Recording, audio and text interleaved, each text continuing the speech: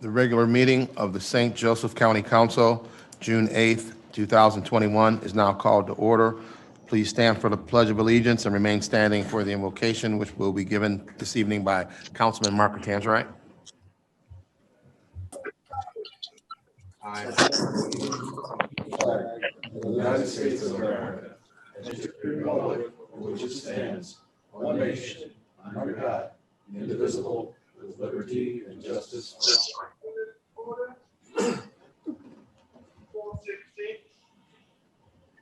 Heavenly Father, thank you for the blessings you've given all of us. Thank you for the people who have helped make our life safe over the last year since we've convened as a county council in public like this. It's been well over a year. We ask you, Lord, to continue to bless all of our citizens in our county. Thank you, Lord, for the dedicated, loyal, selfless county servants, our police officers, our paramedics, our firefighters, our clerks, our administrative assistants, our court workers, our clerks, our county health employees, vaccine administrators, the volunteers who've been helping the county. Ask you, Lord, to continue to bless all of those who have made our county safer. Ask you to help us continue to drive through this pandemic. And may we continue to persevere and be resilient and keep in thoughts all of our loved ones who have gone before us.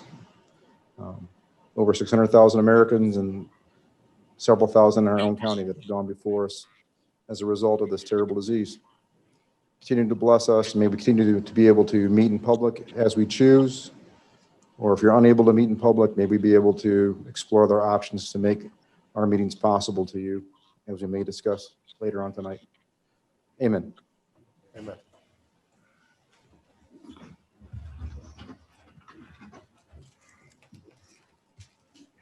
Thank you very much, Councilman Tanzarite.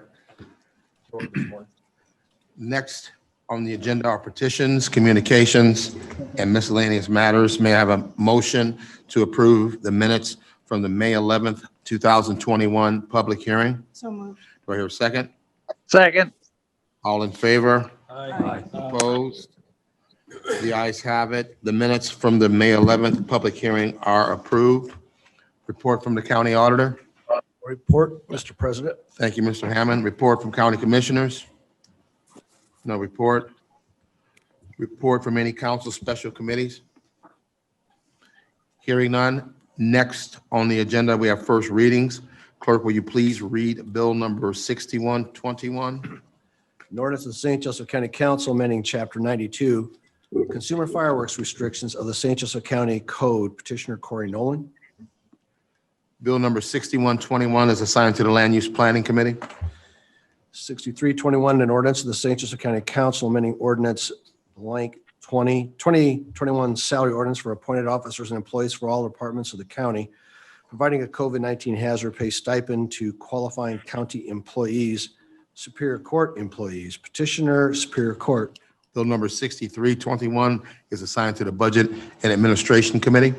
Bill 6421, an ordinance amending and supplementing Title 15 Land Uses, Chapter 154, Planning and Zoning of the St. Joseph County Code as amended for property located at 56458 Willow Road, 31917 State Road 2, and 56340 Willow Road, New Carlisle, from A, Agricultural District to I, Industrial District. Petitioner, St. Joseph County Redevelopment Commission. Bill number 6421 is assigned to the Land Use Planning Committee. Bill 6521, an ordinance to vacate a public way or public place located wholly within the unincorporated portion of St. Joseph County public way or public place located at that 735 segment of Necar Road, the center line of which is the north line of the southeast quarter of Section 20, Township 36, North, Range 3 East, beginning at the northwest corner of the southeast quarter of said section and extending 735 feet east along the north line of the southeast quarter, Section 20, Township 36, Range East. Petitioner, RRG Farms LLC, Bremen, Indiana.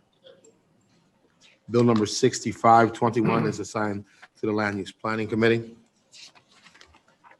That concludes first readings for this evening. Next, we have resolutions. Clerk, will you please read bill number 6221? 6221 is a resolution of the St. Joseph County Council adopting a written policy establishing the procedures for electronic participation at meetings. Petitioner, St. Joseph County Council. Petitioner? Yes, I can speak to this. This will allow the council to continue to allow public participation, and hopefully allow the council participation remotely after the governor's emergency orders expire at the end of June. This resolution is consistent with the most recent legislative session, which is set forth the procedures for public bodies to allow remote meeting access for public and private. Thank you, Mr. Triple. Any questions from council? Hearing none, we'll open a public hearing on Bill 6221. Does anyone wish to speak in favor of this bill? Does anyone wish to speak in opposition of the bill? Hearing none, I'll close the public hearing on Bill number 6221. Do I hear a motion? For approval. Second. Motion to pass Bill number 6221 was made by Councilman Nolan. It was seconded by Councilwoman Hess. Any further comments from any council member on this bill? Hearing none, clerk, will you please take the roll? Mr. Krasinski, Yes. Mr. Nolan, Yes. Mr. File, Aye. Ms. Hess, Yes. Mr. Taloyan, Yes. Mr. Catanzarite, Yes. Mr. Kenrecki, Yes. Mr. Root, Yes. Mr. Morton. Yes. Carries 9-0. Thank you. Let the record show that Bill number 6221 was passed by a vote of 9-0. Clerk, will you please read the next bill, Bill number 5521? A resolution determining that the qualifications of an economic revitalization area have been met and confirming resolution number blank of the St. Joseph County Council declaring an area of that county to be an economic revitalization area, confirming resolution. Petitioner Unifrax ILLC. Good evening. Mr. Nolan, committee report, please, sir. Mr. President, bill number, where we at here? 5521 comes to the full council without a recommendation. Thank you very much. Petitioner?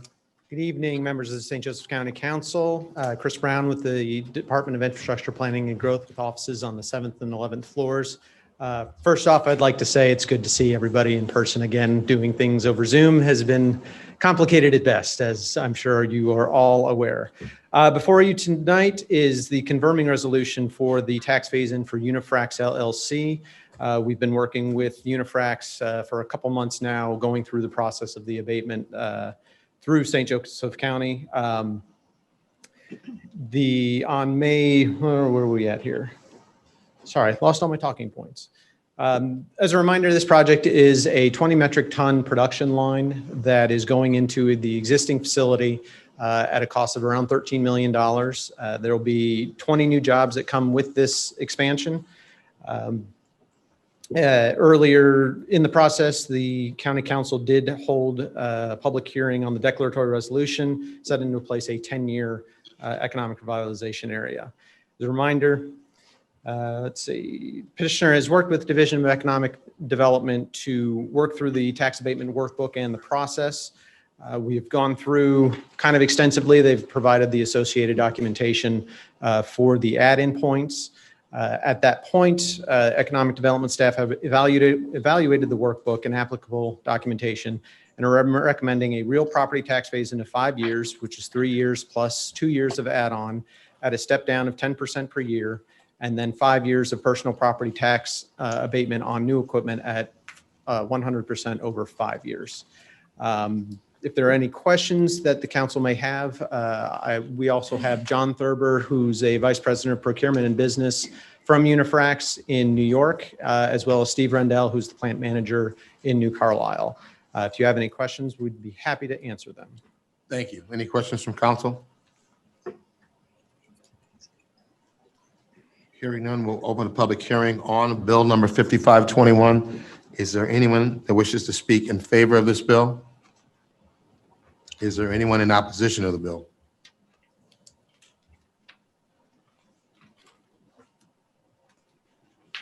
Please state your name and address for the record. You have 3 minutes to address the council. Thank you. Dan Caruso, 305 Compton Street, New Carlisle, Indiana. I object to this abatement as things sit currently. We have a company that they say they're in 32 countries around the world. There's 5 other sites in the United States they're located in. This is a test program they want to bring in here, a pilot program they want to bring in here. And they're asking for an abatement. Just I get the abatement on the new equipment, the retooling that's going to take place. I understand that. But the abatement on a piece of property that has sat unchanged on the exterior part, they're not expanding the building at all. They're changing stuff inside. There's nothing changing outside of that building. That abatement is totally unnecessary. And to even also to think about giving the abatement on the new equipment, it should be considered, and it should be considered strongly as this person comes and asks for this basically handout that this person has, his company has discontinued the retirement health benefits of 2 former employees who now sit without health benefits. They say they came in line with the rest of the company, with the rest of the corporation. They did this to I don't know, maybe it was a token that they threw in so that they could get this pilot program. I don't know what the purpose was, but it just seems unconscionable to me that you could have someone, my friend in particular, working 40 years, retiring, and then he comes up eligible for Medicare later this year. So to think that they couldn't even offer him or agree to carry him on health benefits until he hits Medicare age, that they're that unwavering. It's just, you really got to have some gall to say, give me an abatement here, give me your health benefits here. This abatement has to have conditions on it, and they have to meet the abatement on the real property, or the existing property. I do not support that.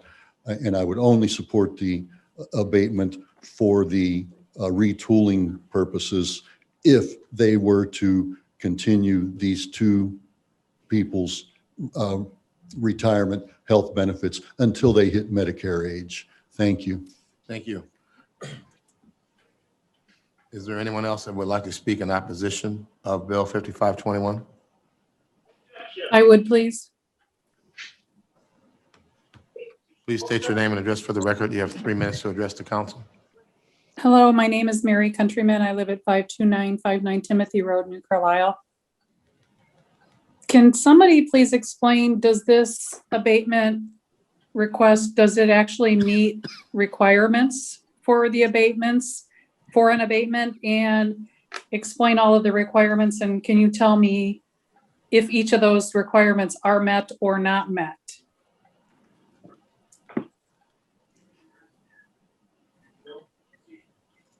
Thank you. Not the time to do that? Yeah, we've gone through the tax abatement workbook. It's a pretty involved, long document, and the company has provided all the associated documentation. In our eyes, it does meet the abatement requirements for the existing, the 3-year base plus a 2-year add-on, and the personal property. Thank you.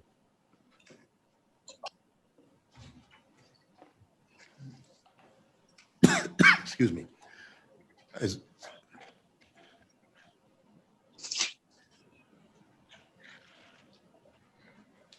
Hi, my name's Jennifer Betts. I live at 730 Cottage Grove Avenue. I would just like to say it's good to see you all in person again. So welcome back to all of us. I also want to speak against the abatement. I won't take long. I concur with Mr. Caruso's points, but I think whether or not the abatement meets the laws of the resolution, the ordinance on tax abatement, is a manner of interpretation. I think especially the real estate part does not. I would also just like to ask all of you to think about how business is done in our county. There's some really exciting movement on the county and the city working together on the issue of homelessness. And I just would like to ask that there also be this kind of thought about whether we're going to continue to subsidize corporations at the expense of taxpayers rather than actually having them pay taxes and then using that money to reinvest in our communities. So I would respectfully ask you to vote no on this abatement. I'm also concerned that the 3 members who resigned from I'm sorry, I don't know the proper name of the committee, but the tax abatement committee, I don't know if they've ever been replaced yet. And I felt like that was a check and balance on the resolution that you all had to make sure all the rules of abatements were met. So I'd also be curious to know where that process is. Thank you. I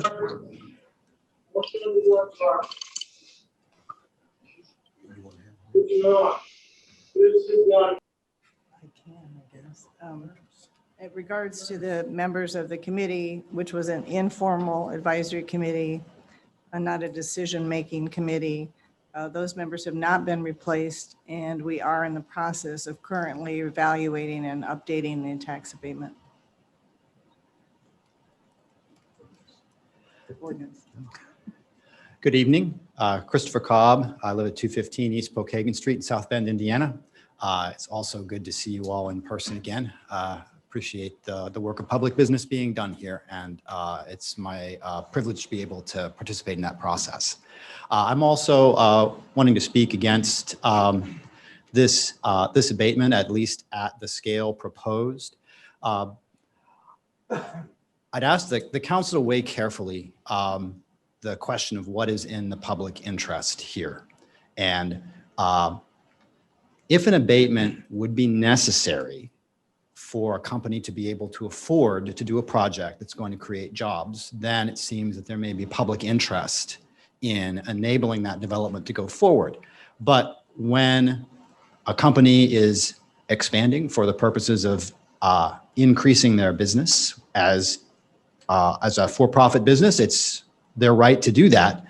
It's in the public interest that the value of the property is incorporated into the tax base. That's how we fund what we do, is by the property owners who all have a stake in the value of our county contributing their share.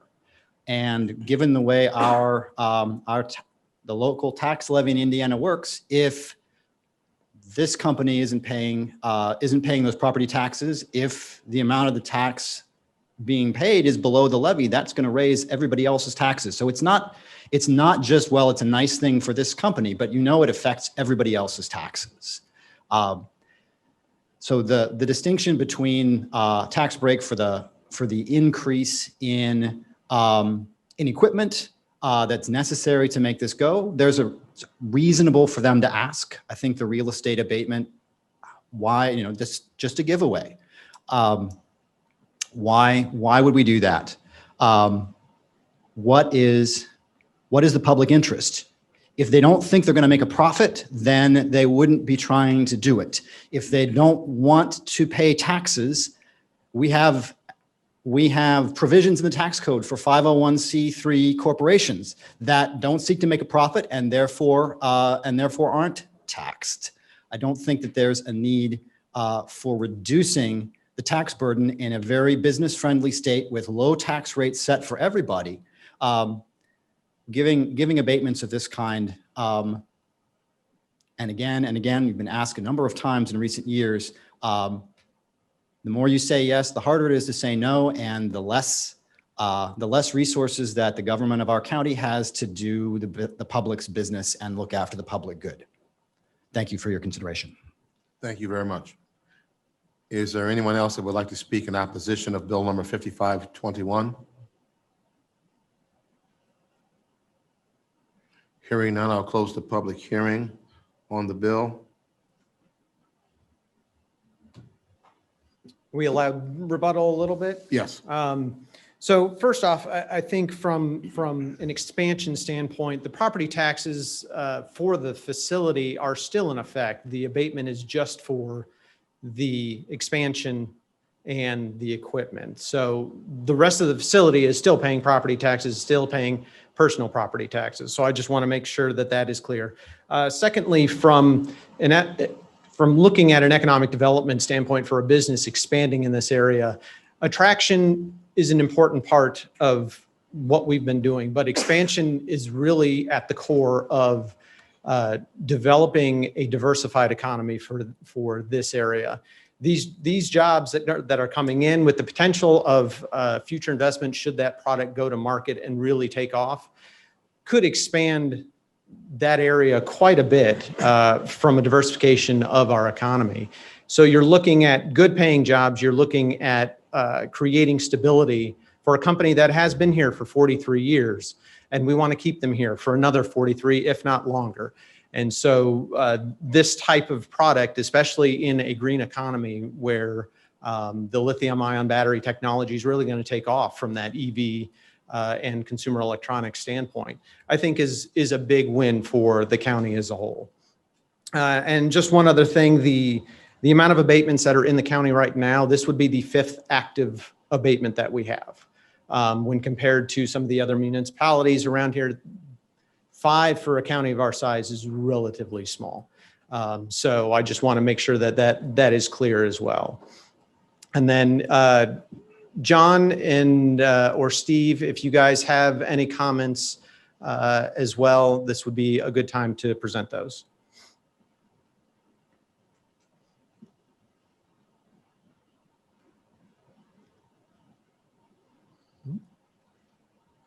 Or not.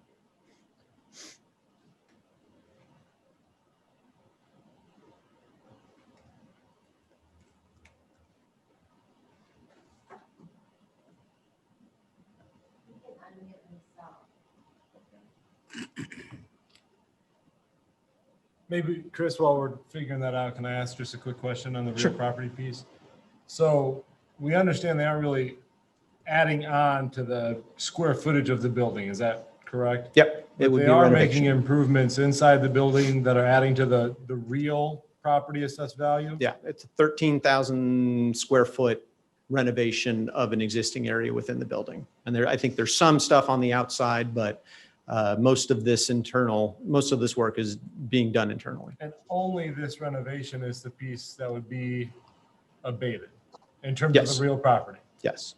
And then all of the personal property, being the widget making devices, are going into this newly renovated space. And that's the only piece that we're talking about. Okay. Yep.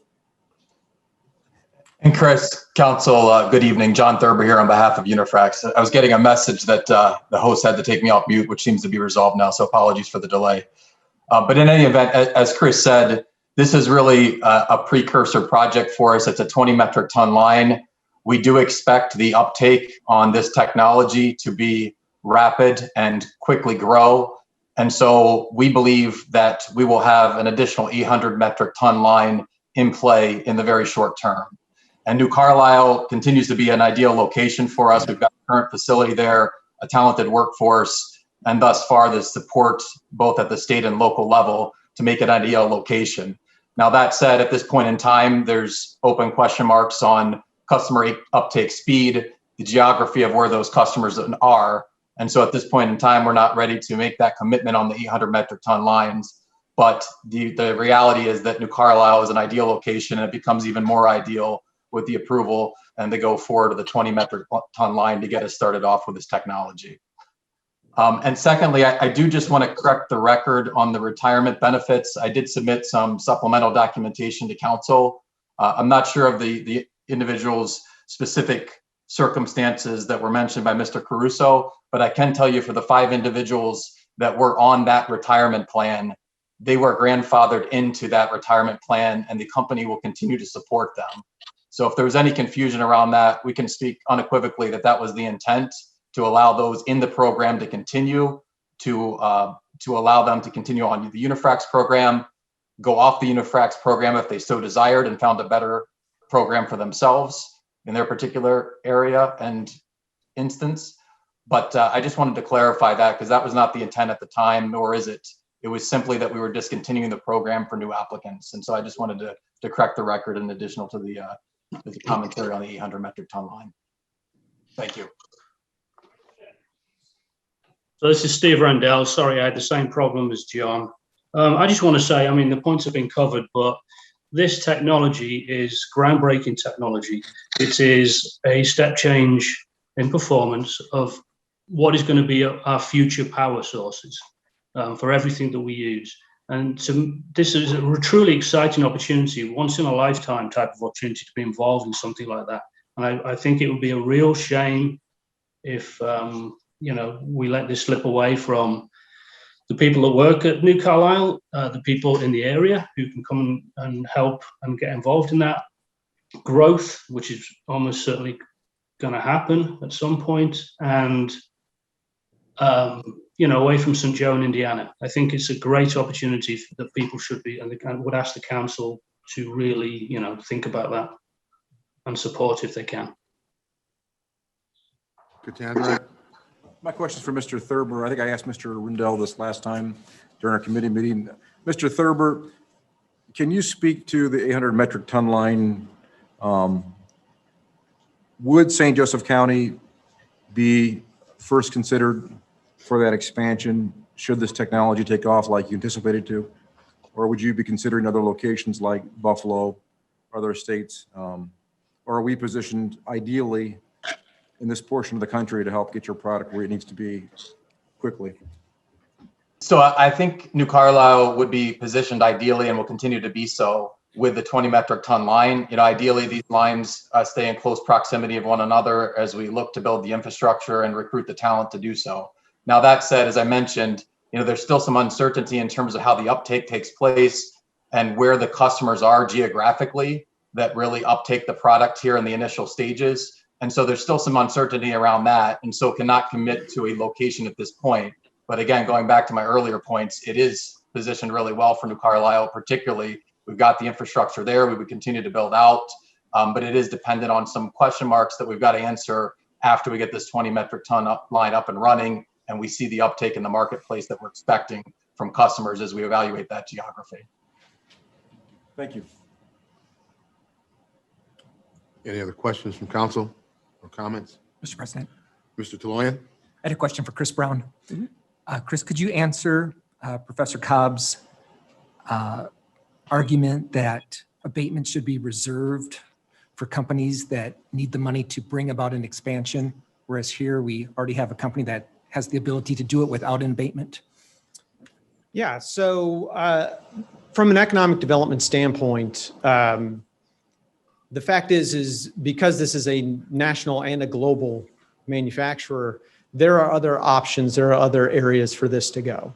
Some of those, so for example, New York State, where Unifrax is headquartered, has no personal property tax whatsoever. So the abatement savings, even if we go with the full 100%, you're looking about, I think, half of that to be saved.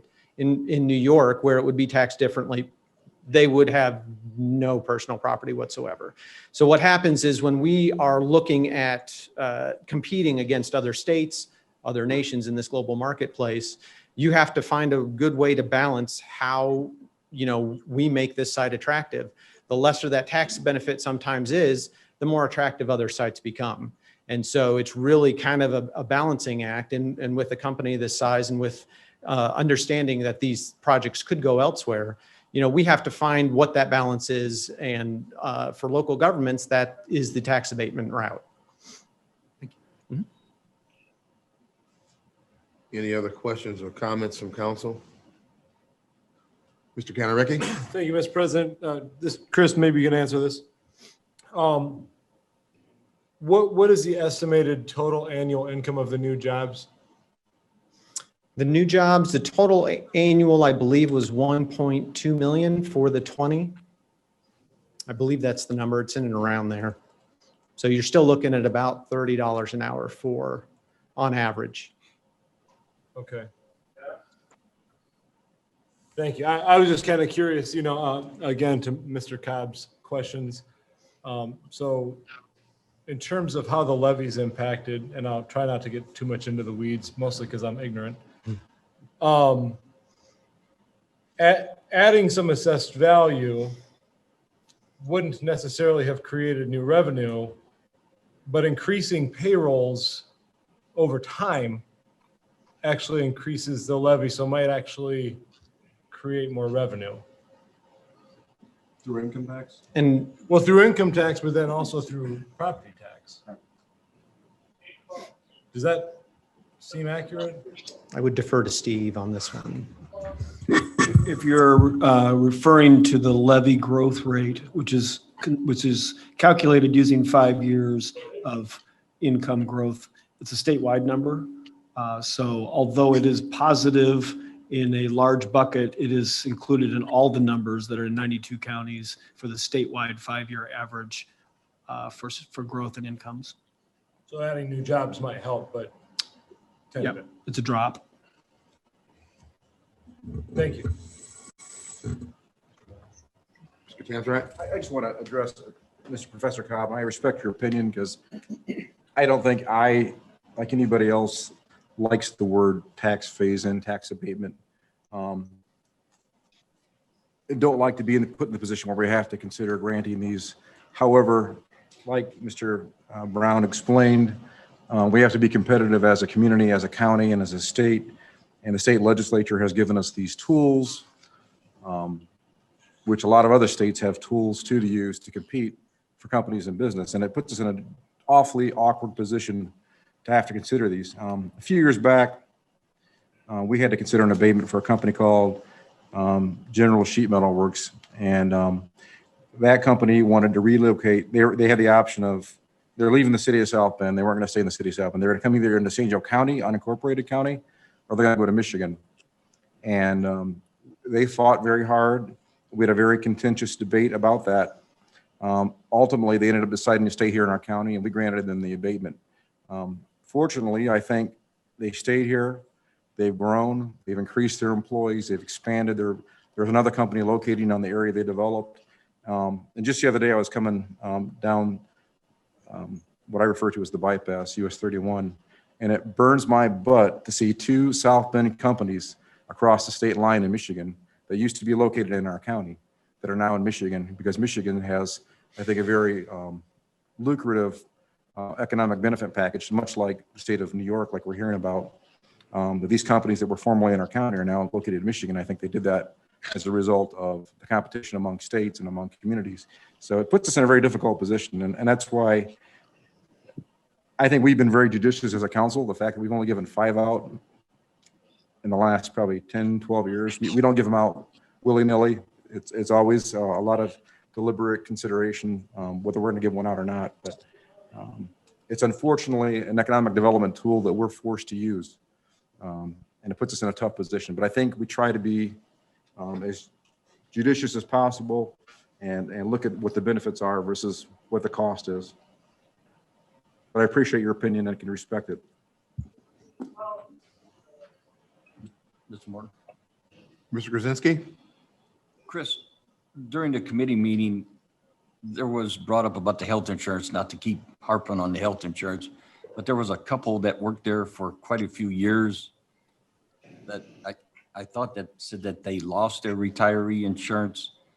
I don't recall their name, but is there a way that if I make contact with this couple, that through you, maybe you can, with John Thurber, you guys can maybe contact these former employees about their health insurance, retiree health insurance benefits? Yeah, I think John and Steve, if that's okay with you, I mean, I think we just want to make sure that there are no misconceptions. There's nothing that's going on that if there was communication errors or what have you. I know I'd be happy to do that, but that is kind of up to the company as well. That's all I'm trying to do. And it's my understanding that they've tried to contact the company and they don't return calls, but you know how that is. Okay. Yeah. John Thurber speaking here. We'd be happy to look into that, and you can send them to me personally. I'd be happy to address it because I'd love to make sure that there's no misunderstanding or there was not a miscommunication of any sort. We still are remote to a large degree, so I'm not sure whom they're trying to contact, but you can give them my contact information through Chris, and we'd be happy to address that and make sure we make it right. Thank you. I appreciate that. And then Chris, I just want to say thank you for all the information that you did send us a few days ago. It was very, very helpful, very thorough. Appreciate that. Yep, absolutely. Any other questions or comments from council? Sorry, Mr. Moore, I had one more. Mr. Katantra? Just to be clear, Mr. Brown, when you mentioned to Councilman Cannon Ricky about the $1.2 million in job expansion, can you be specific? Is that primarily, that wage amount, is that primarily workforce, blue collar workers on the assembly line? When you mentioned that $30 per hour wage. Yeah. Is that primarily? For the most part, I think most Workers? of them were relatively technical in nature. Okay. So Steve, if you want to Sure. jump on real quick, just he's the plant manager, so. Yeah, sure. I mean, yeah, there's 20 jobs. Of the 20 jobs, there'll be 13 currently forecast to be operators of the plant, with a couple of manager and a couple of lab technician positions. So yes, they are. To answer your question, yes, they are mostly blue collar. Thank you. Any other questions or comments from council? Hearing none, may I have a motion on Bill 5521? Move for approval. Do I hear a second? Second. Motion to pass Bill number 5521 was made by Councilman Nolan. It was seconded by Councilwoman Hess. There was a third by Councilman File. Any further comments from any council member on 5521? Hearing none, clerk, will you please take the roll? Mr. Nolan, Yes. Mr. File, Aye. Ms. Hess, Yes. Mr. Taloyan, Yes. Mr. Catanzarite, Yes. Mr. Kennerecki, Yes. Mr. Root, Yes. Mr. Krasinski, Yes. Mr. Morton. Yes. Motion carries 9-0. Thank you. Let the record show that Bill number 5521 was passed by a vote of 9-0. Thank you. That concludes resolutions. Next, we have, on the agenda, we have salary amendments. Clerk, will you please read Bill number 4921? 4921, excuse me. An ordinance amending ordinance 7620, the same being an ordinance establishing salaries and fixing the number of employees of St. Joseph County for the year 2021, petitioner Portage Manor. Excuse me. Mr. Krasinski, committee report, please, sir. President Morton, this comes to the council with a favorable recommendation. Thank you. Petitioner? Robin Challenor, 3016 Portage Avenue, South Bend, Indiana, 46628. I believe this one is for, I have two on the agenda. So I believe this one is for a position that was vacated in 2020 due to COVID, and we found no reason to replace that person. So the money has been sitting there. This will not increase our budget. But I'm asking to take these funds and reappropriate them to two other positions. One being our business office manager, who has absorbed a lot of duties with COVID. There's a lot more tracking. Also, we've had grants, which is really positive, but it's very labor intensive. And she also will be helping with duties of ensuring room and board is received correctly to ensure our revenue is being met as best we can. And the other one is for our assistant director of nursing. She is a very low paid nurse, and it is very competitive right now in the nursing field to hire and keep staff. It is much more cost effective to keep the staff we have than to hire and train. And beyond that, we have posted a job for a nurse for months and cannot hire someone because of the low wage. So I'm asking that these funds be redirected to these two positions so that we can keep two great employees and pay them a rate that is more in line with their job duties. Thank you. Any questions from council? Just Catanzarite?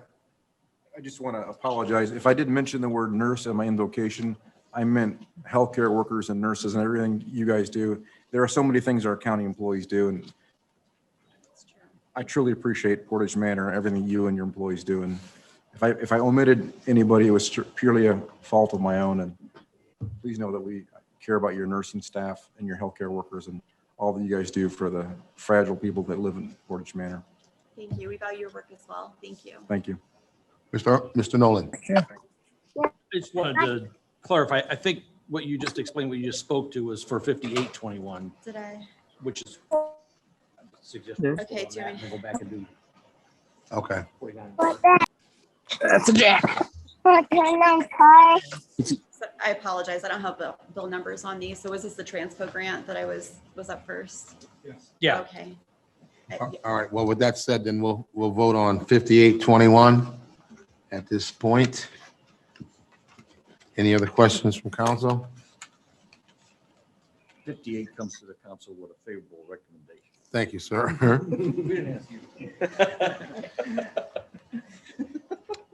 President Morton didn't either. We will now open the public hearing on bill number 5821. Does anyone wish to speak in favor of this bill? Does anyone wish to speak in opposition of the bill? Hearing none, I'll close the public hearing on bill 5821. Do I hear a motion?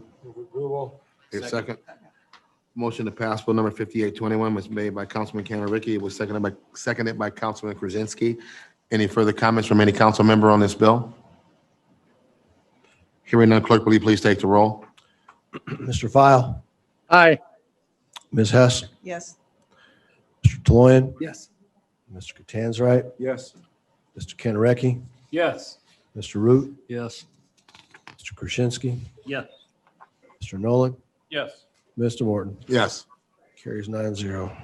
Thank you. Let the record show that bill number 5821 was passed by a vote of 9-0. Clerk, will you please read the next bill, bill number 4921? 4921.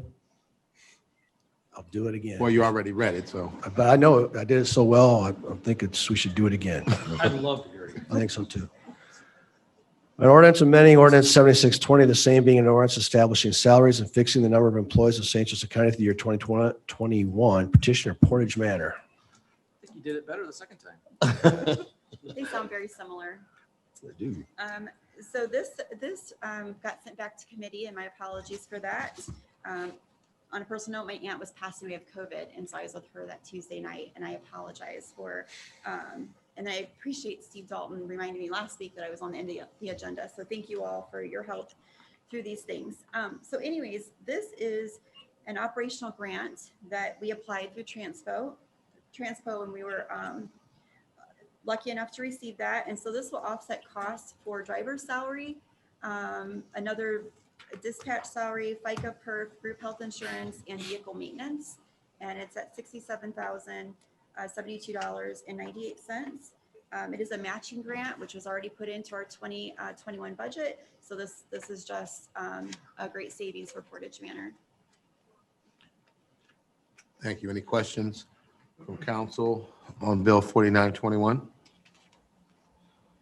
Hearing none, I'll open the public hearing on bill 4921. Does anyone wish to speak in favor of this bill? Does anyone wish to speak in opposition of the bill? Hearing none, the public hearing is now closed. Do I hear a motion on 4921? Move for Motion. approval. Second. Motion to approve bill number 4921 was made by Councilwoman Hess and was seconded by Councilman Krasinski. Any further comments from any council member on this bill? Hearing none, clerk, will you please take the roll? Ms. Hess, Yes. Mr. Taloyan, Yes. Mr. Catanzarite, Yes. Mr. Kanaricki, Yes. Mr. Root, Yes. Mr. Krasinski, Yes. Mr. Nolan, Yes. Mr. File, Aye. Mr. Morton. Yes. Carries 9-0. Thank you. Let the record show that bill number 4921 was passed by a vote of 9-0. Clerk, will you please read the next bill, bill number 5721? 5721, an ordinance amending ordinance 7620, the same being an ordinance establishing salaries and fixing the number of employees of St. Joseph County for the year 2021. Petitioner Health Department. Mr. Krasinski, committee report, please. Mr. President, this comes to the council with a favorable recommendation. Thank you. Petitioner? Yes, this is Amy Ruppe, Administrator for the Department of Health with offices on the 8th and 9th floor of the County City Building. Before you is a request to transfer the salary amount from one account, Health Educator, to the new appropriate title, Health Promotion Specialist. Any questions from council for the petitioner? Hearing none, I'll open a public hearing on Bill 5721. Does anyone wish to speak in favor of this bill? Does anyone wish to speak in opposition of the bill? Hearing none, the public hearing is now closed. Do I hear a motion on 5721? Move for approval. Do I hear a second? Second. Motion to pass Bill number 5721 was made by Councilwoman Hess. It was seconded by Councilman Cannon-Ricky. Any further comments from any council member on this bill? Hearing none, clerk, will you please take the roll? Mr. Taloyan, Yes. Mr. Catanzarite, Yes. Mr. Cannarecki, Yes. Mr. Root, Yes. Mr. Krasinski, Yes. Mr. Nolan, Yes. Mr. File, Aye. Ms. Hess, Yes. Mr. Morton. Yes. Carries 9-0. Thank you. Let the record show that Bill number 5721 was passed by a vote of 9-0. Clerk, will you please read the next bill, Bill number 5921? An ordinance amending ordinance 7620, the same being an ordinance establishing salaries and fixing the number of employees of St. Joseph County for the year 2021, petitioner probate court. Mr. Krasinski, committee report, please, sir. Mr. President, this comes to the council with a favorable recommendation. Thank you, sir. Petitioner? Cheryl Rush, Controller at the St. Joseph Probate Court, 1000 South Michigan Street. We're requesting this appropriation for supervisor of probation in order to pay him the correct state mandated salary. And it'll be paid from probation user fees. Thank you very much. Any questions from council for the petitioner? Hearing none, we'll open a public hearing. Does anyone wish to speak in favor of this bill? Is there anyone that wishes to speak in opposition of the bill? Hearing none, I'll close the public hearing on 5921. Do I hear a motion?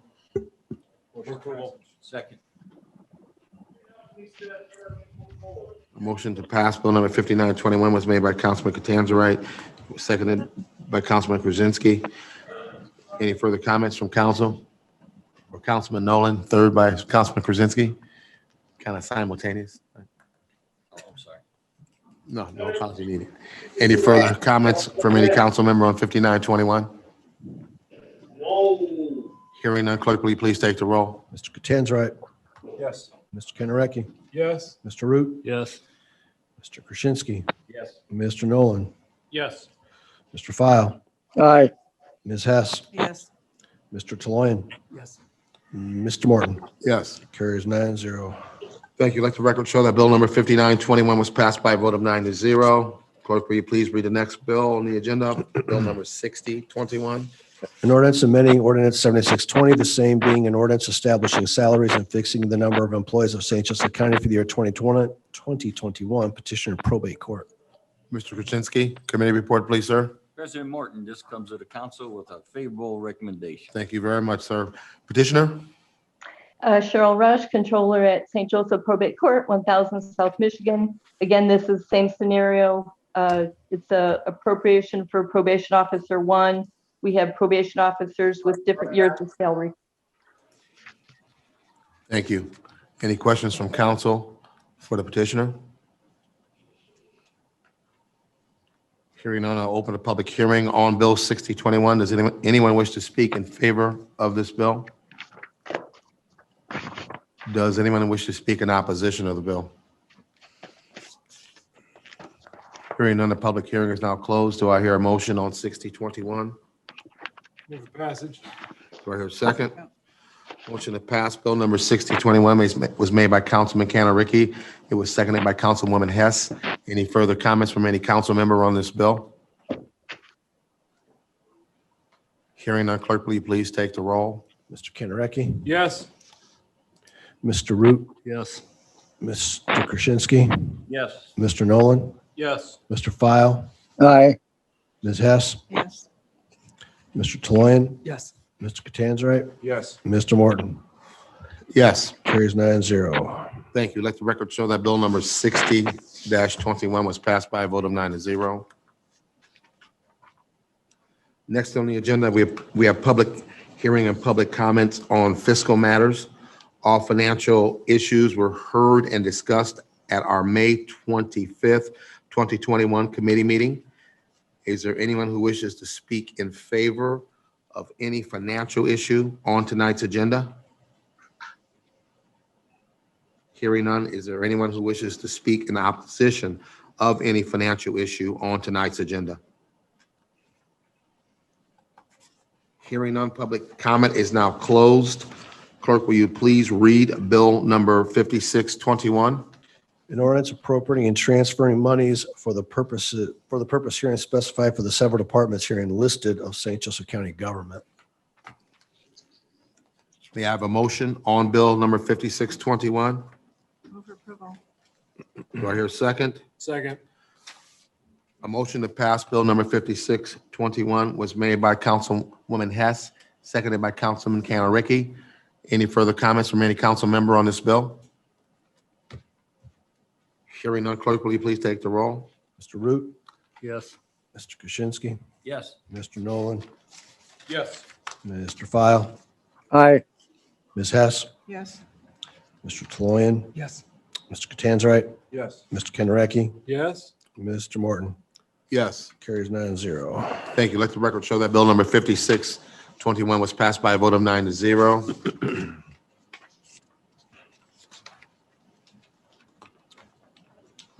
Next on the agenda, land use. Clerk, will you please read bill number 4021?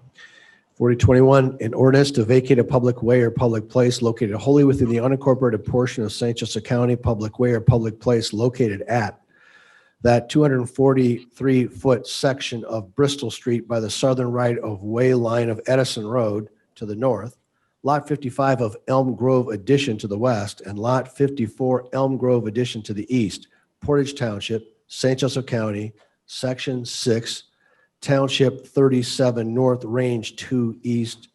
Petitioner Michael Denman of Edison Road. Good evening. This is Sean Klein, Area Plan Commission staff with offices on the 11th floor of the County City Building.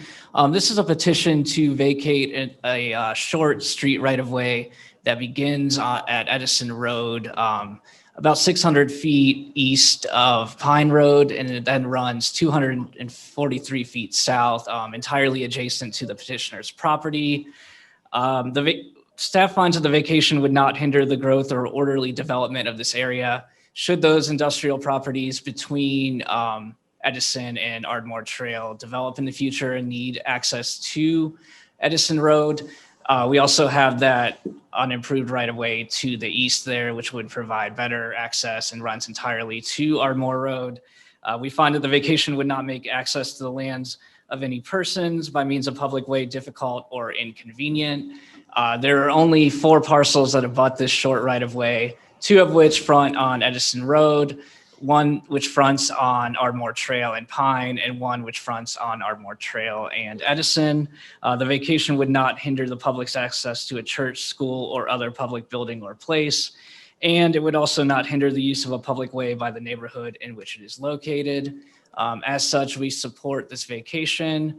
I'm happy to answer any questions you might have, and the petitioner is also on the line if you have any questions for him. Any questions from council? Very plan. Just one.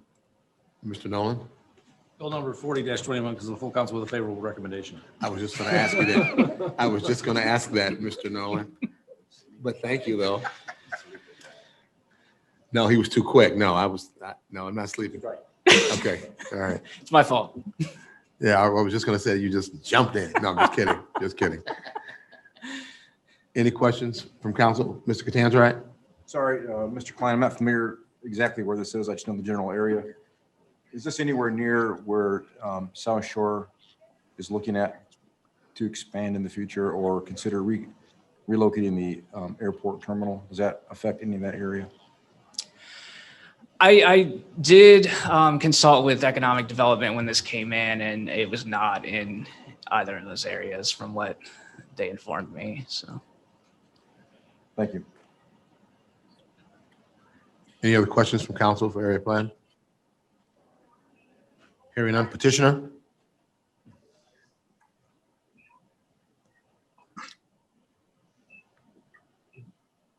Mr. Denman, you there? Yes, I'm here. I don't really have any comments or questions. Any other questions from council? Hearing none, we'll open the public hearing on bill number 4021. Does anyone wish to speak in favor of this bill? Is there anyone that wishes to speak in opposition of the bill? Hearing none, I'll close the public hearing on bill 4021. Do I hear a motion? Motion for approval. Do I hear a second? Second.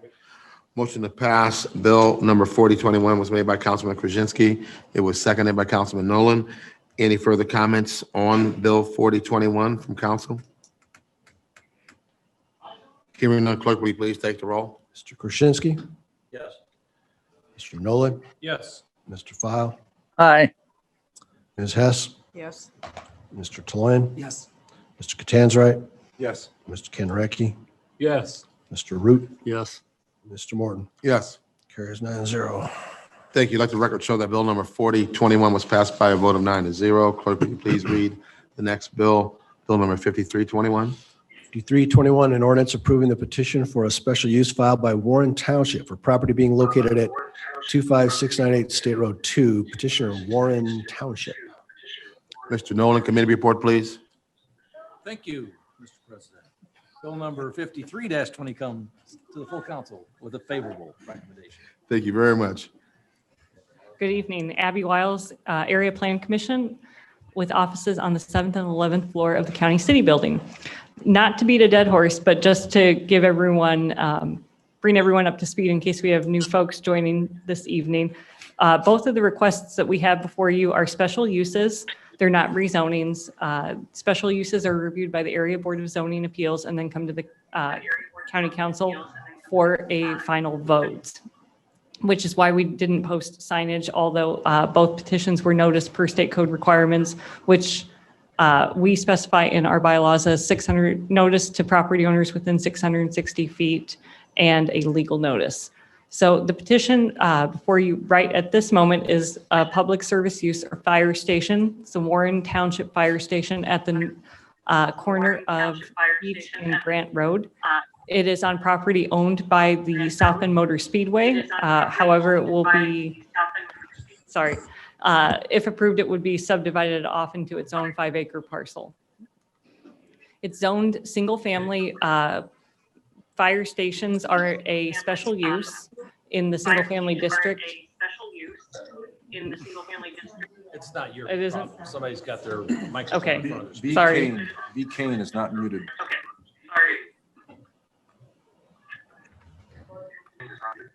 All right. This is a view of the property looking east and a view of the property looking west. Another view.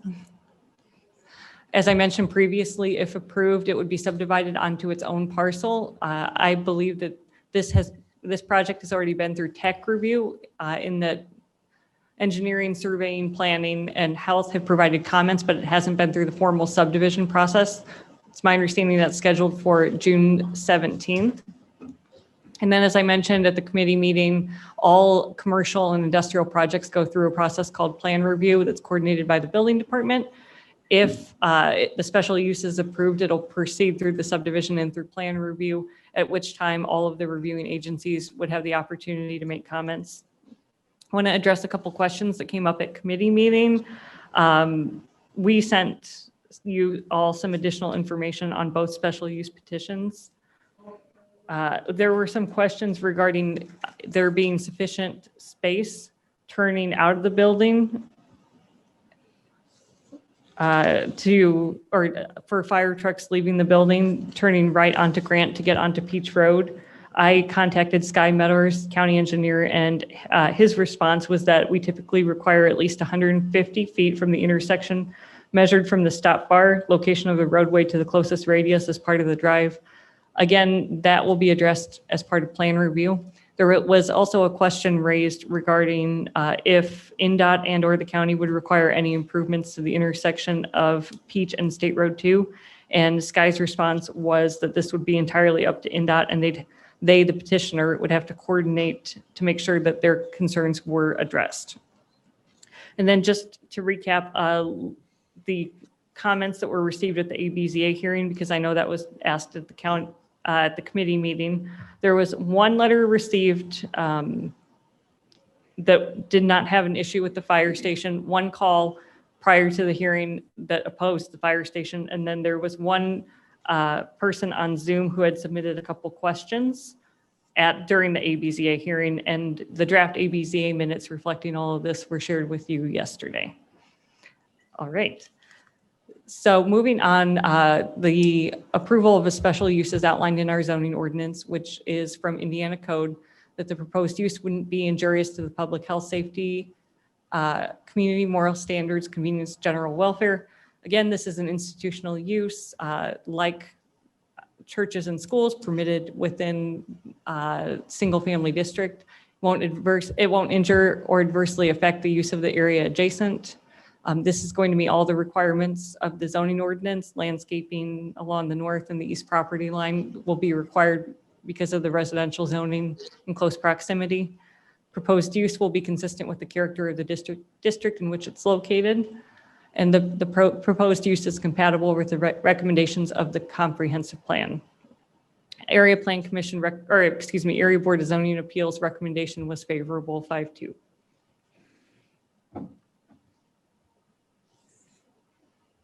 Any questions from council? Thank you. Petitioner?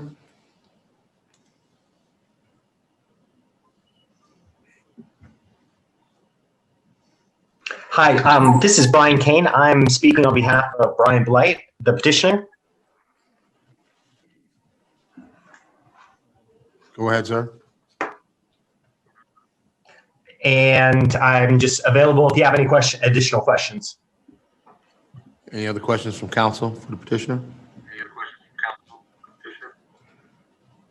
Hearing none, we'll open a public hearing on Bill 5321. Does anyone wish to speak in favor of this bill?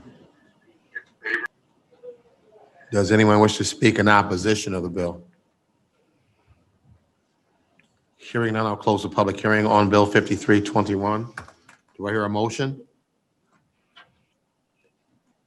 Motion for approval. Do I hear a second? Second.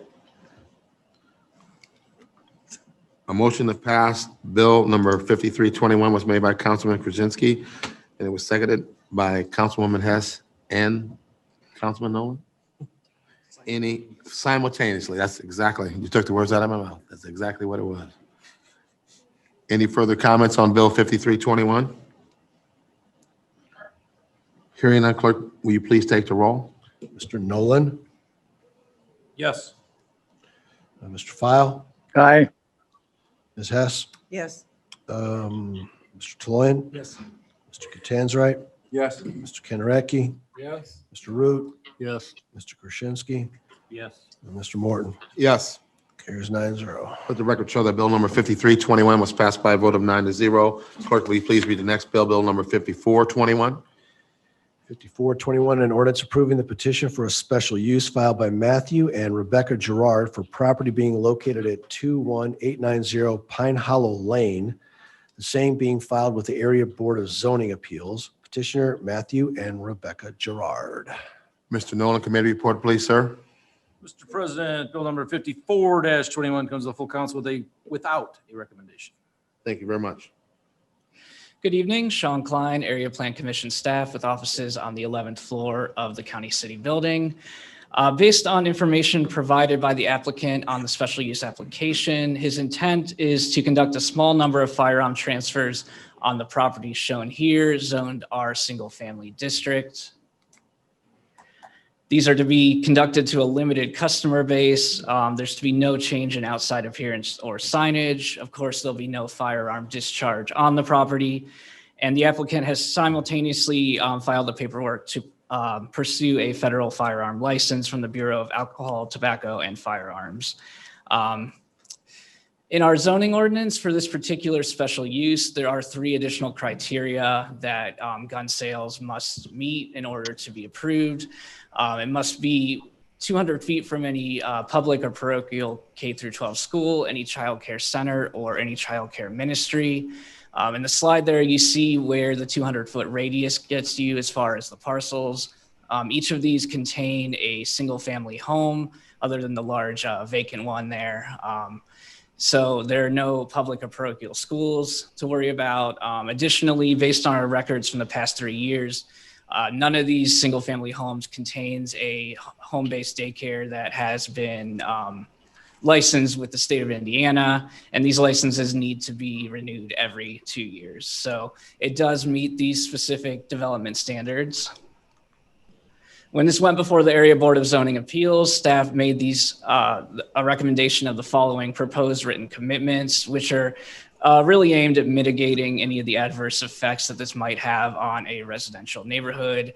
These are based on our development standards for home occupations, which allow other types of goods to be sold from single-family homes zoned R single family, as well as the last one there comes from a gun sales special use that was approved for an R single family property in 2011.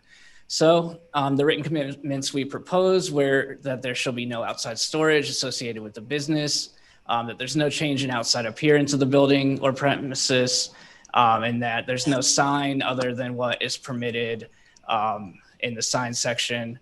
All activities related to the home occupation shall be conducted within the dwelling.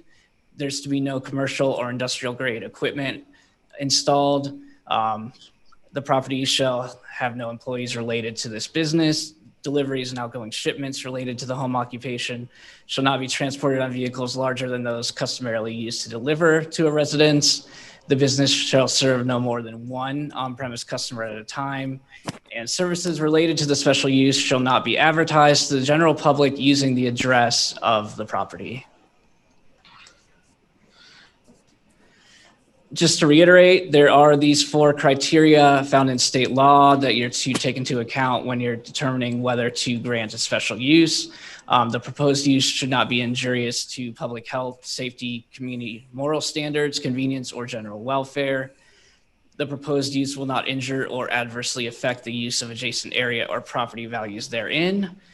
The proposed use will be consistent with the character of the district in which it is located. And the proposed use is compatible with the recommendations of the St. Joseph County Comprehensive Plan.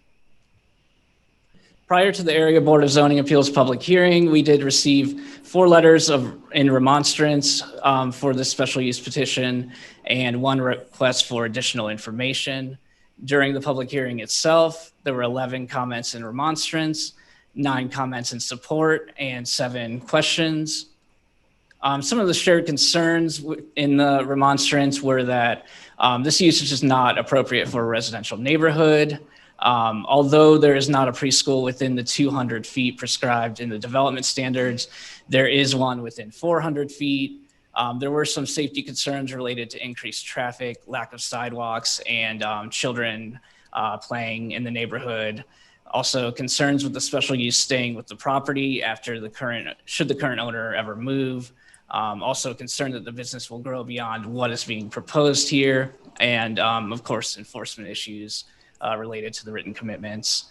Ultimately, the Area Board of Zoning Appeals did send this to the County Council with a favorable recommendation subject to those 8 written commitments that were proposed by staff. The vote on this was 5-2. There were some additional questions that came out of committee that I wanted to address quickly. We did have a discussion as to whether we could put some sort of restriction as to the type of firearms that could be sold on the property, that we could essentially tailor this federal license in how we saw fit. It's actually a type 1 federal firearms license that cannot be altered or tailored in any way.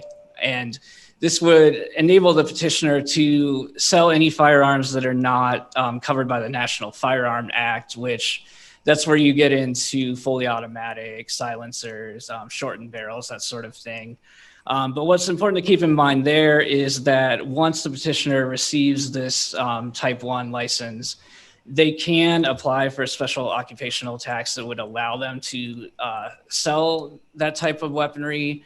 And in this case, the ATF would not inform local zoning of the application or the approval thereof. And I believe that's everything we discussed. I'm happy to answer any questions. The petitioner is also here to answer questions as well. Mr. Tanzarite? Do you have those 8 written commitments? Did you mention those, or did you know, are those the ones where you talked about not being located within? Okay. Those are the development standards that need to be met. These are the 8 written commitments that we proposed. Okay. Did the petitioner agree to those? Yes. Any other questions from council for area plan? Hearing none. Petitioner?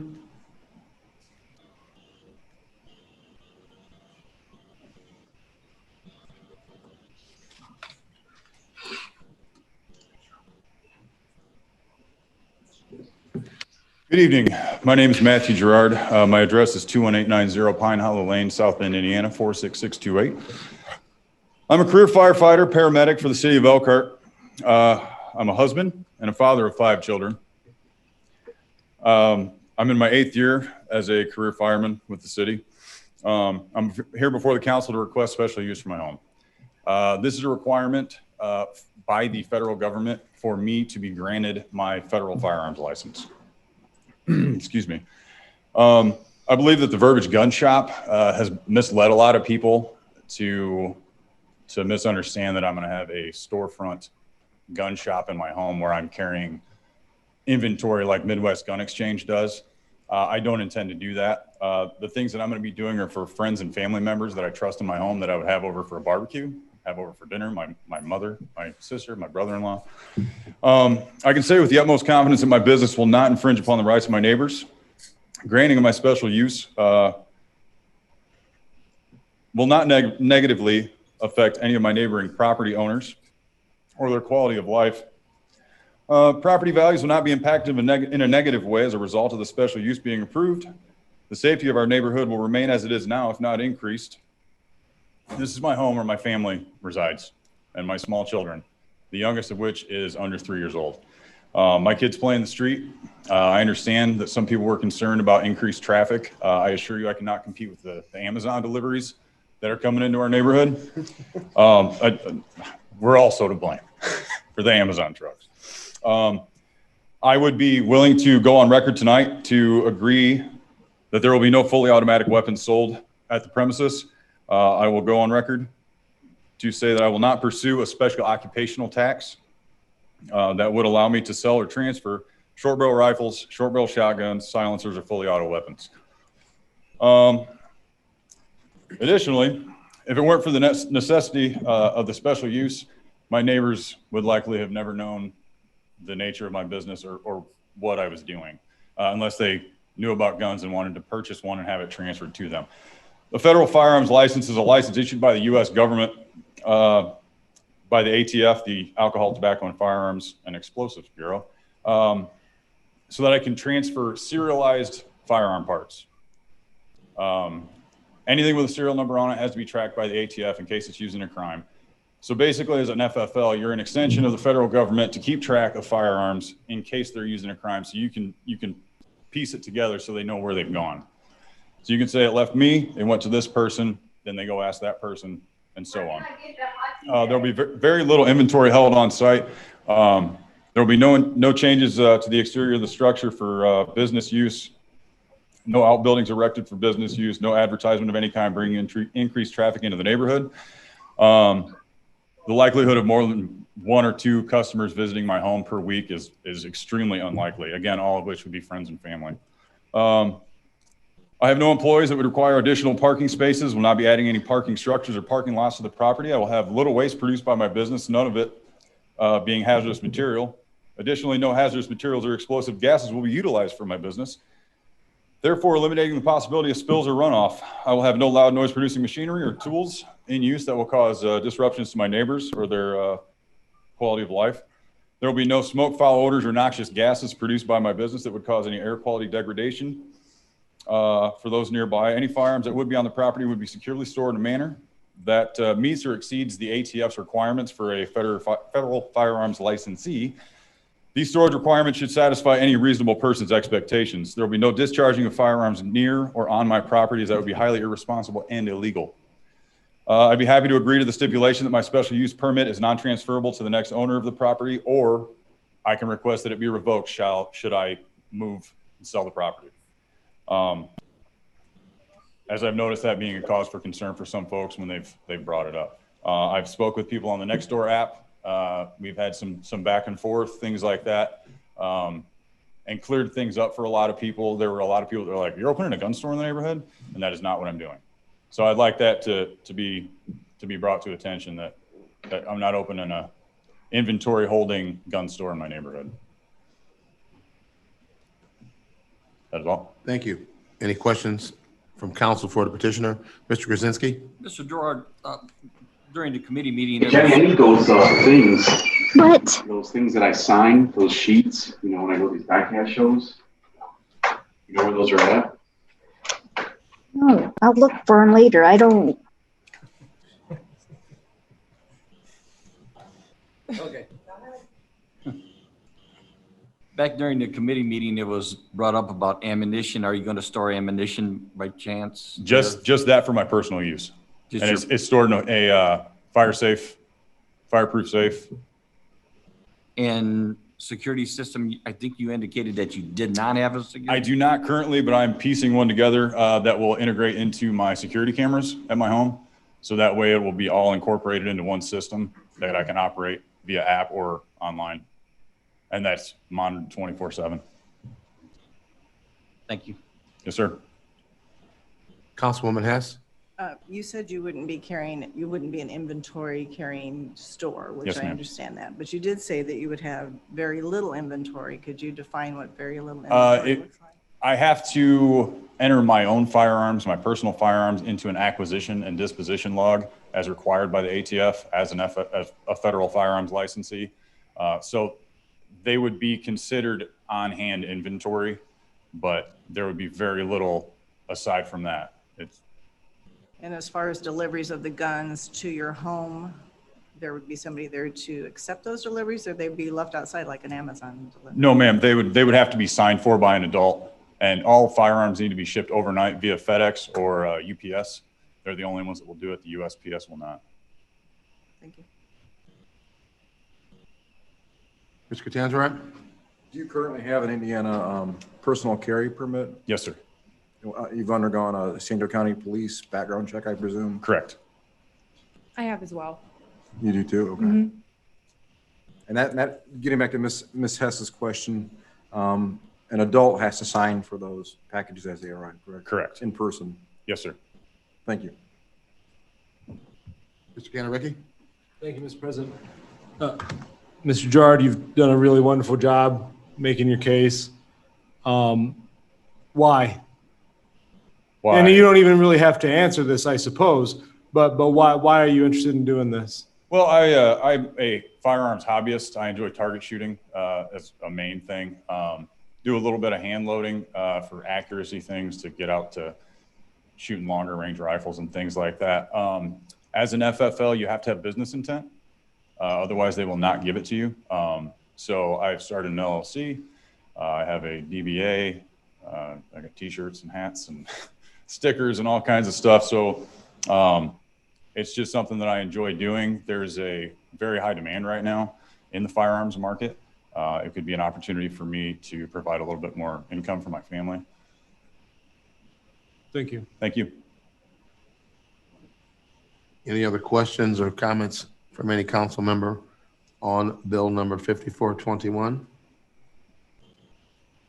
Ms. Catanzaro? Sorry, I should have mentioned this earlier, Mr. Morton. I'm out of sync with this whole in-person thing, but I know this isn't the first one of these permits or special uses we've considered. And I don't know if area plan has the data, but I know we've had over the years 3, 4, maybe 5 people come to us. Do you guys have any data on that, Abby or Sean? Or I have information from the ATF's website for active FFLs in St. Joseph County, of which they're in the upper 30s, 7 of which are home-based in single-family zoned areas. Based on the research that I've done further into that with crime statistics, nothing has increased in those areas surrounding those locations.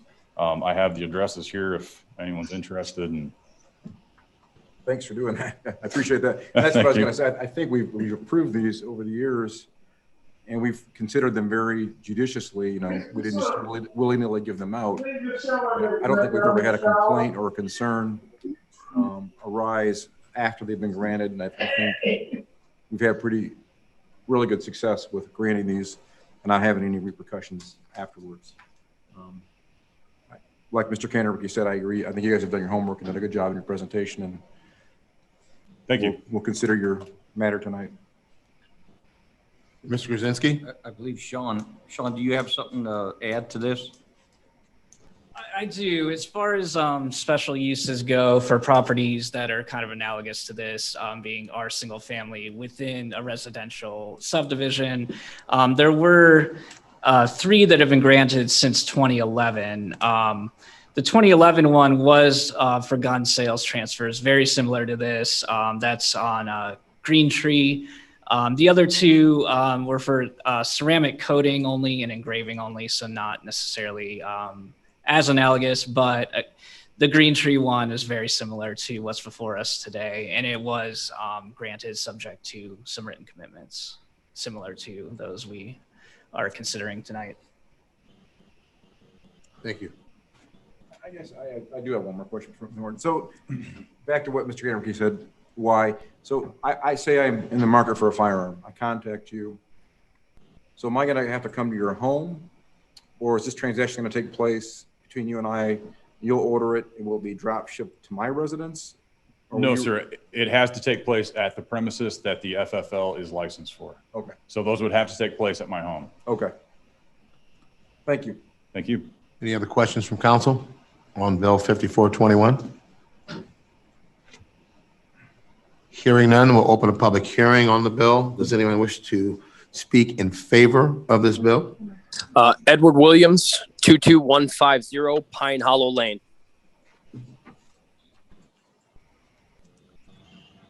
Go ahead, sir. You have 3 minutes to address the council. I don't need 3 minutes. I'm in favor. If this gentleman can get his get this pass, the special property license, I'm happy for it. I'm all in favor. Thank you very much. Is there anyone else that wishes to speak in favor of Bill 5421? I would, Joe Regolinski. Please state your name and address for the record. You have 3 minutes to address the council. Joe Regolinski, 21916 Pine Hollow Lane. I am Matt Gerard's neighbor, and me and my wife Julie have no problem with this and in favor of passing this. Thank you very much. Is there anyone else that wishes to speak in favor of Bill 5421? Yeah, Rich Lane. Please state your name and address for the record. You have 3 minutes to address the council. Yeah, Rich Lane, 51061 Oak Hollow Lane. I'm in favor of this. We're very supportive of his idea and hope that it passes. Thank you. Yeah, Dave McAllister, 21858 East Sandy Hill Lane, 4 doors down from the Gerards. I'm a husband and father as well, so my child plays in the street, so security is a big thing, so security and safety. I think one of the big things that the Gerards hit home is they've promised one at a time. One at a time, there's going to be no hazardous materials, anything like that, no sound, nothing else going on. And the biggest thing is that I'm fully confident their intent to deal with close friends and family that they trust around their own children. I think that's a testament to what the intent of the business is. I think for anybody to notice this business existing in the neighborhood would require some pretty in-depth surveillance. I don't think it'll even be noticed by anybody other than that are watching tonight or gotten the letters.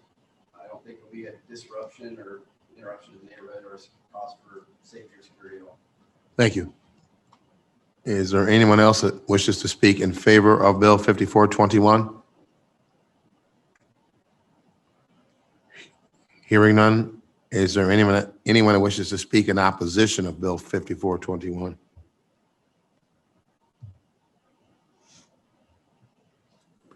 Hearing none, I'll close the public hearing on the bill. May I have a motion? Mr. President, can I ask one? Mr. Cannarecki? Thank you. This would be for area plan, I think. What is our capacity to rescind a special use?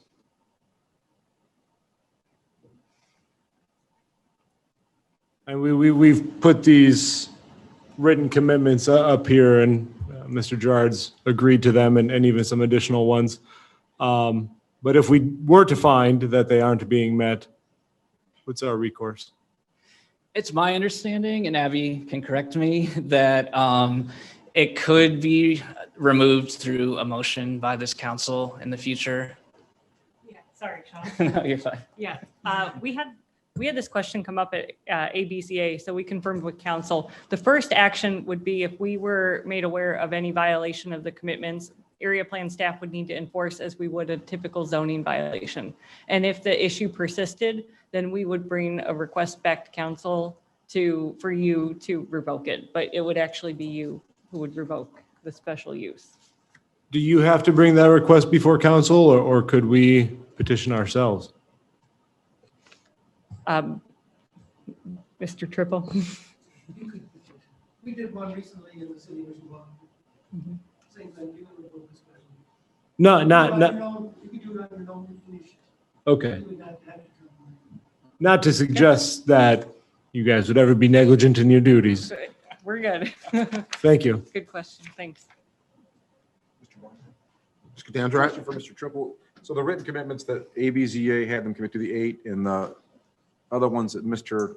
Gerard mentioned tonight, can those be incorporated into this motion if it were to pass tonight? One representations made that required minutes can be. Okay, thank you. Any other questions or comments from council? Hearing none, may I have a motion on Bill 54? Mr. Kaczynski? Mr. Morton, I came here this evening, since this is in my district, I came here this evening with the intention of voting against this. But after listening to Mr. Gerard and some additional written commitments, and during the BZA meeting, there was, Abby, correct me, there were, what, 8 or 10 people that spoke against it, and they didn't show up for, public comment tonight. So there must not be too many people with some concerns in regards to this, even though I still have some, but I trust Mr. Gerard and his wife that you'll live up to the commitments, and in hearing about the special use, that we can revoke that. I guess I'm gonna make a motion to support the special use. Second. Motion to pass Bill number 5421 was made by Councilman Krasinski. It was seconded by Councilman Nolan, and a third was made by Councilman Cannarecki. Any further comments on Bill 5421? Could we clarify what written commitments we're going with, just for my benefit? So the 8 that were proposed, and then I think based on our discussion, we want one suggesting that Mr. Gerard not sell any firearms that are subject to the National Firearms Act. Is that fair? Yes, sir. And that the special use ends with the property ownership.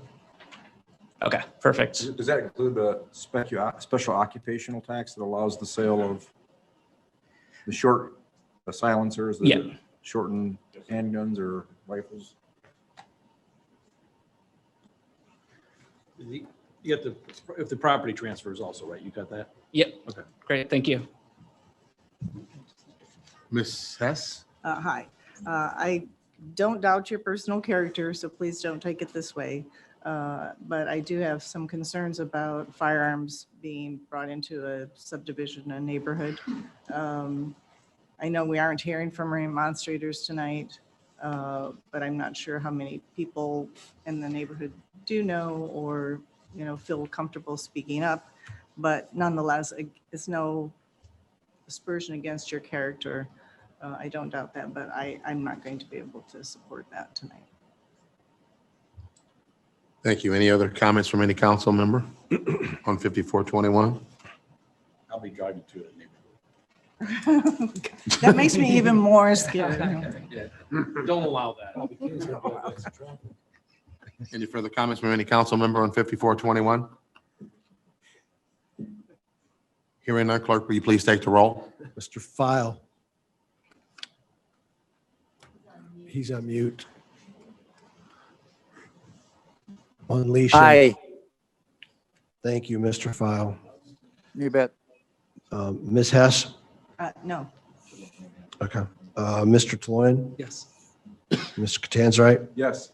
Mr. Kanareki? Yes. Mr. Root? Yes. Mr. Krasinski? Yes. Mr. Nolan? Yes. Mr. Morton? Yes. Motion carries 8-1. Thank you. Let the record show that bill number 5421 was passed by a vote of 8-1. Next. I'm so sorry.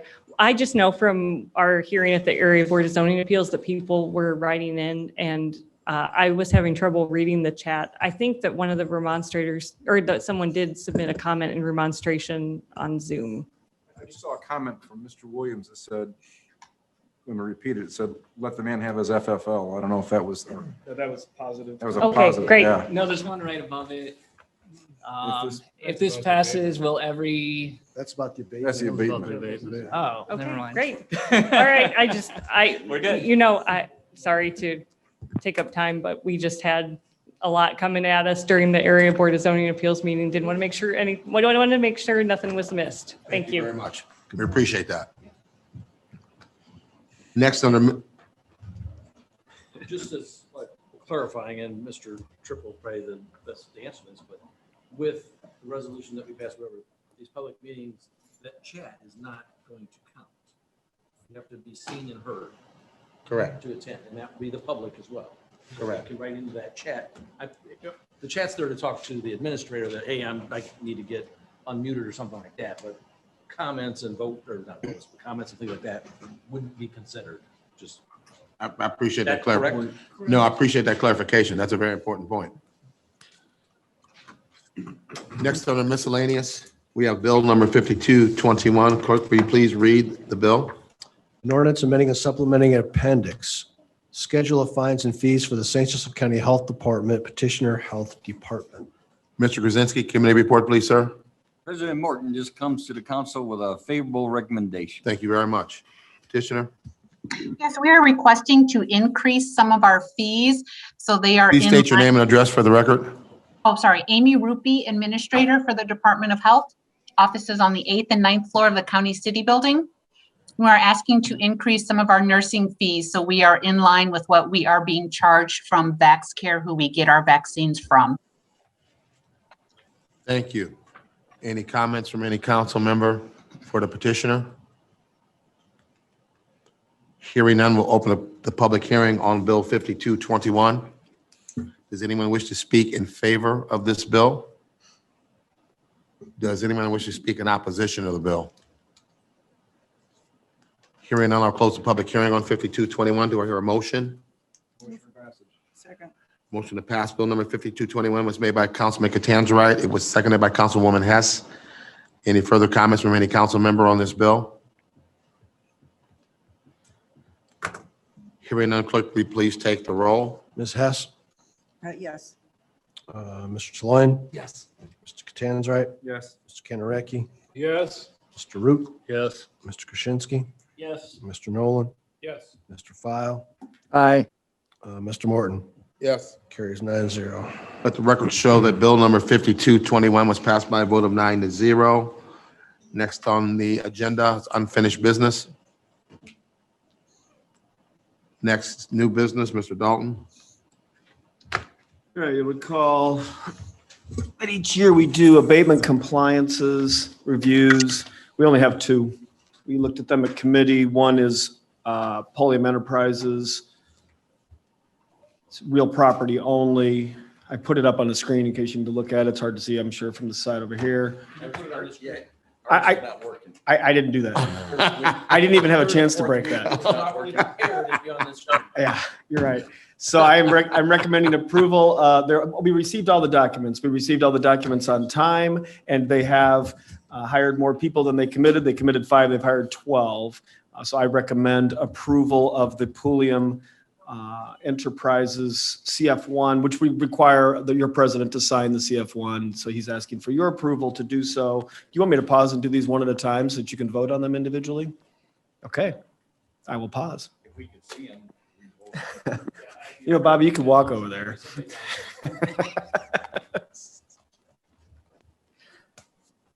Mr. President, this is where I'll pause on Polium Enterprises and ask that you get a motion from your colleagues so that you will sign the CF1 on this recommendation. Do I have a motion to allow me to sign for Polium Enterprises? So moved. Your second? All in favor? All right, I'm going to flip to the second one. This is the Energy Center.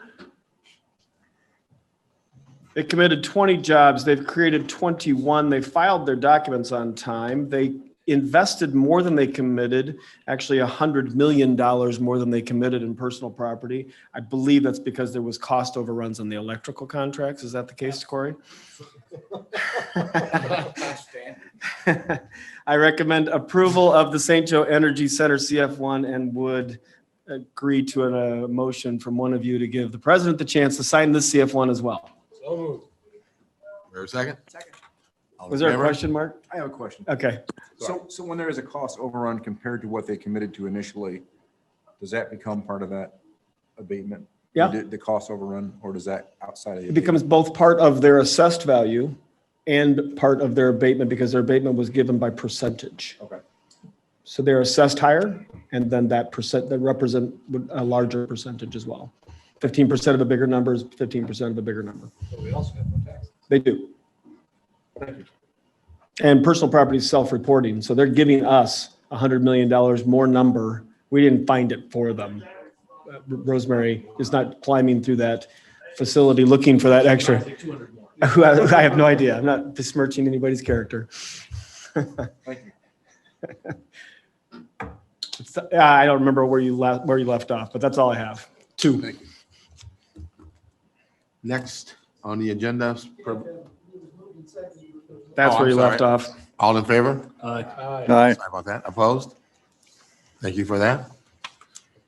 Next on the agenda is privilege of the floor, limited to 3 minutes on any item not on tonight's agenda. Hi, Jennifer Betts, 730 Cottage Grove Avenue. It's really just a question about how much time I've been struggling to get. I guess I'm curious about how much time the packet should go to the public before the county council meeting. The agenda and packet? Yes, the packet that you all read with all the details. Mr. Triple? There is no legal obligation to provide that any more than what we do now, which is what, Thursday before the meetings, there's an agenda. 48 hours. There's no requirement in Indiana code to have an agenda. We have to advertise certain expenditures, but there is no law related to. Oh, I'm sorry, when you say the agenda, is that because I think of the agenda and the packet differently. And is it just the agenda or is it also the packet? I don't know what you're referencing, but anything that's under first readings tonight should give you a heads up what's going to be heard in the second committee, and then what's going to be heard at the public hearing the following month. I think what he just said is really the key. Okay. To make that distinction between what's first reading, then that carries on into the following month, into the public hearing. The committee agenda that comes out in the 3 weeks before the public hearing is going to have basically what's going to be on the agenda. And Okay. changes 4 times before it comes to that. Yeah. Some changes. Okay, thank you for the clarification. I appreciate it. No, thank you. Is there anyone else that would like to speak under privilege of the floor on any item not on tonight's agenda? Hearing none, do I hear a motion to adjourn? So moved. Your second? Second. All in favor? Aye. Aye, opposed? Aye. This meeting is adjourned. Thank you. Jesus.